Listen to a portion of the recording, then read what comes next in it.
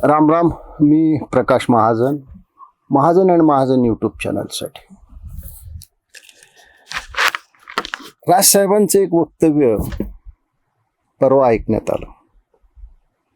ते वक्तव्य आपण देखील ऐकावे. आजची अवस्था काय आहे? शेताला पाणी नाही पण खराताला पाणी आहे. कोणतरी आला खरात, शेताला पाणी नाही मिळत. आमच्याकडे इरिगेशनची बोंब पण खरातला पाणी भरपूर. ऐकलं?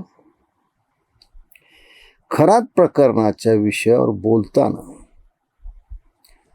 राज ठाकरेंनी आपल्या नेहमीच्या शैलीमध्ये खरात प्रकरण घेतलं. पण बोलता बोलता त्यांचे हे लक्षात आलं नाही, ज्यांनी जो शाब्दिक फटकारा ज्याला मारला ते उद्धव ठाकरे होते.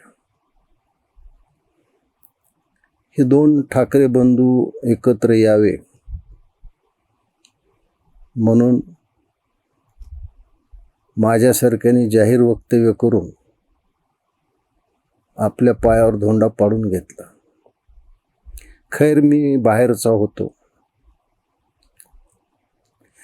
गद्दारीच्या नावाखाली वैभव खेडेकरला बाहेर काढण्यात आलं, तेही समजू शकतो.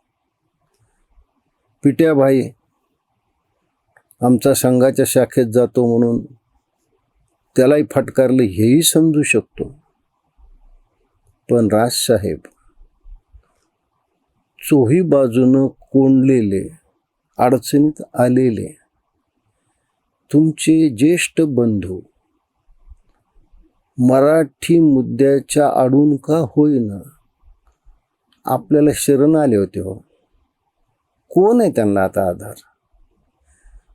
आणि शरण आलेल्या माणसाचे कपडे काढून त्यांना मारणं हे काही बरोबर नाही ना. आता तुम्ही काय वक्तव्य केलं?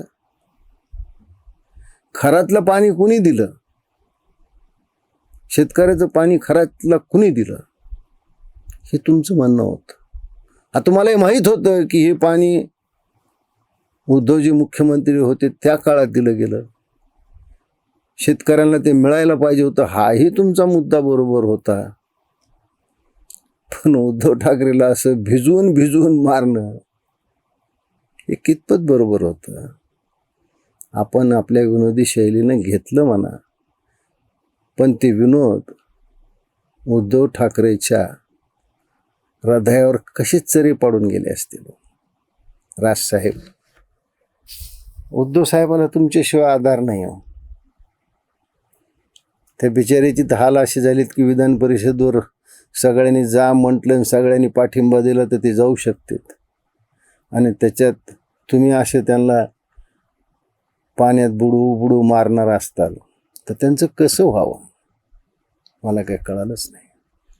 जाता जाता एक गंभीर विषय मी आपल्यासमोर मांडणार आहे. मला माहिती आहे हा विषय मांडल्यानंतर लोक माझ्या जातीपर्यंत देखील येतील, मला त्याची पर्वा नाही. 14 एप्रिलला महामानव भारतरत्न डॉक्टर बाबासाहेब आंबेडकर यांची जयंती होती. एक काळ असा होता की डॉक्टर साहेबांची जयंती आम्ही लोक, विशेषतः माझे ज्येष्ठ बंधू प्रमोद महाजन, गोपीनाथराव मुंडे, आंबेजोगाई सारख्या कर्मठ गावात, एक काळ ज्या गावामध्ये ब्राह्मण मतदार जास्त होते, ही वस्तुस्थिती आहे, त्या गावामध्ये गणेशपार अजून एक भाग आहे, भडगल्लीला लागून आहे. त्या गणेशपारवर डॉक्टर बाबासाहेब आंबेडकरांची जयंती मोठ्या उत्साहाने विद्यार्थी परिषद, अखिल भारतीय विद्यार्थी परिषद ही साजरी करायची. डॉक्टर बाबासाहेब आंबेडकर यांच्या विद्वत्तेपुढे प्रत्येकजण नतमस्तक होतो.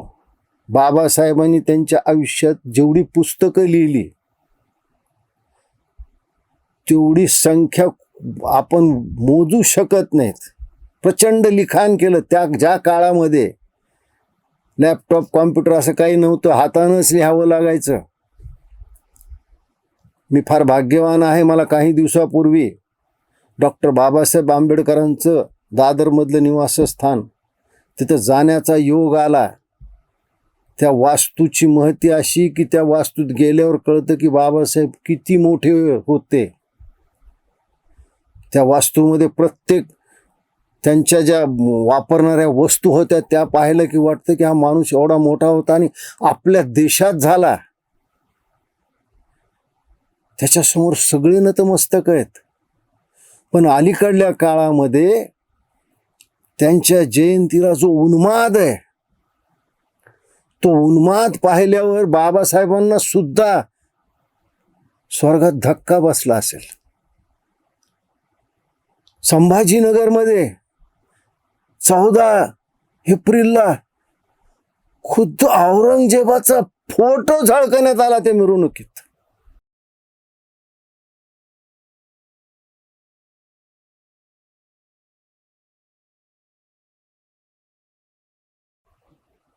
काय बोलावं, काही बोलायला गेलं तर प्रत्येकाला अॅट्रॉसिटीची भीती आहे. पण उघडपणे औरंगाबाद नावाचे समर्थन करणारे जर बाबासाहेबांच्याच वंशातले असतील तर काय केलं पाहिजे? बाबासाहेबांचं मुसलमानाविषयीचं काय मत आहे, फाळणीविषयी डॉक्टर बाबासाहेबांचं काय मत आहे, एकदा वाचा, ऐका. डॉक्टर बाबासाहेबांनी स्पष्ट म्हटलं होतं की जोपर्यंत पाकिस्तानमधला एकूण एक हिंदू भारतात येणार नाही, भारतातला एकूण एक मुसलमान पाकिस्तानमध्ये जाणार नाही, तोपर्यंत या फाळणीला काही अर्थ नाही. आणि आज आपण औरंगजेबाचे समर्थन करायला निघालो. आज बाबासाहेबांच्या व्यक्तिगत जीवनामध्ये त्यांचे असंख्य सहकारी ब्राह्मण होते. त्यांच्या द्वितीय पत्नी ब्राह्मण होत्या. पण आज ब्राह्मणाविषयी काय बोललं जातं? आग्र्यामध्ये परशुराम चौकामध्ये काय उन्माद झाला.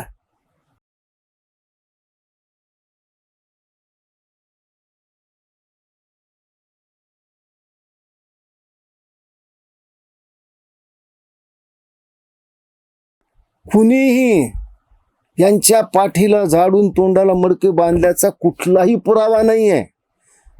पण ते पाप ब्राह्मणाच्या माथी मारलं जातं. कशामुळं?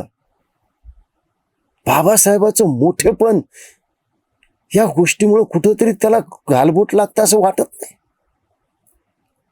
बाबासाहेबाचं आभाळ एवढं व्यक्तिमत्व तुम्ही असं बांधून का ठेवताय? अहो, आधीच तर आम्हा ब्राह्मणाला वाईट दिवस आलेले आहेत. जो पक्ष ब्राह्मणाच्या जीवावर मोठा झाला, जो पक्ष ब्राह्मणाच्यामुळे सत्तेवर आला, त्या पक्षानं सुद्धा तामिळनाडूमध्ये कोण्या ब्राह्मणाला तिकीट दिलं नाही. या महाराष्ट्रामध्ये एका आंदोलनामध्ये तर 3.5% 3.5 मिनिटात संपवण्याची भाषा झाली. ही लोकशाही डॉक्टर बाबासाहेबांना अभिप्रेत नव्हती. बाबासाहेब मोठे होते याच्यात कुणाचं दुमत असण्याचं कारण नाही. ते सूर्यप्रकाश इतकं सत्य आहे, कुणी मान्य करा न मान्य करा याला काही नाही. बाबासाहेब हे ज्ञानाचा महासागर होते.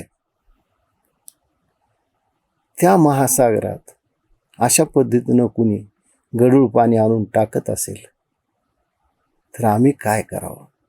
मला तर वाटतं की आम्ही ब्राह्मण म्हणून जन्माला आलो हाच आमचा गुन्हा, आणि भारत देशात जन्माला आलो त्याहूनही फार मोठा गुन्हा. धन्यवाद.